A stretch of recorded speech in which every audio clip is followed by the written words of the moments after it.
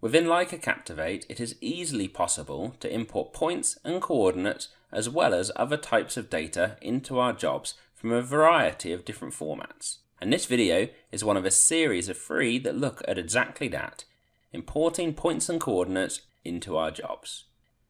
In this video, we will look at importing points and coordinates from a simple ASCII file. We will begin by making sure that we have a suitable file.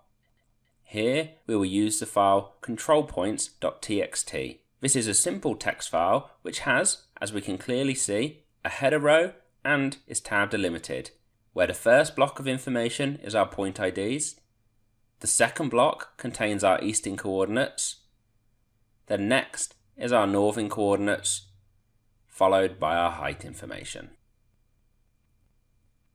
And then finally, we have coding information for any of the points which do have codes. Knowing how the file is laid out will certainly help us later on, but for now we just need to make sure it is stored in the data folder of one of our memory devices. Once the data file is correct and where we need it to be, we are ready to import that into our job. Other videos have already shown us how to make a new job, so this time we'll use an existing one. We'll scroll all the way to the right and use the empty job called Town Junction. Here we'll tap on this job to turn it around and access a job menu, and then from here we can select to import data. We can see the import ASCII option, which is the one we want, but also we can see there are XML and DXF import options, and those 2 subjects get covered in the other import videos. Additionally, in the list we see the alignment and DTM import options. These are for specific data types and will be covered in later videos where we're looking at either our alignment based apps such as road, rail and tunnel, or the use of digital terrain models within Leica Captivate.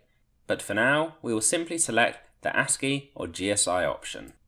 Here we can select the type of data that we are importing, either a standard ASCII format such as CSV or TXT, or alternatively it could be a GSI file. In this case we're using a simple ASCII TXT file, so we can move to the next option where we have to choose which memory device our data is held on. Typically we can select between an SD card, a USB stick, or the device's internal memory. However, if we're using a Leica CS35 field tablet, it's worth noting that the SD card is not actually an option. In cases where the same file is going to be used again and again, it can be really useful to transfer this file to the internal memory, because it then means that the file will always be available on the device, even if an SD card or USB stick is forgotten or lost.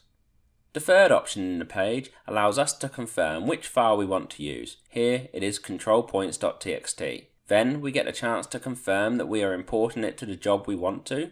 In other words, to the job that we selected on the home screen.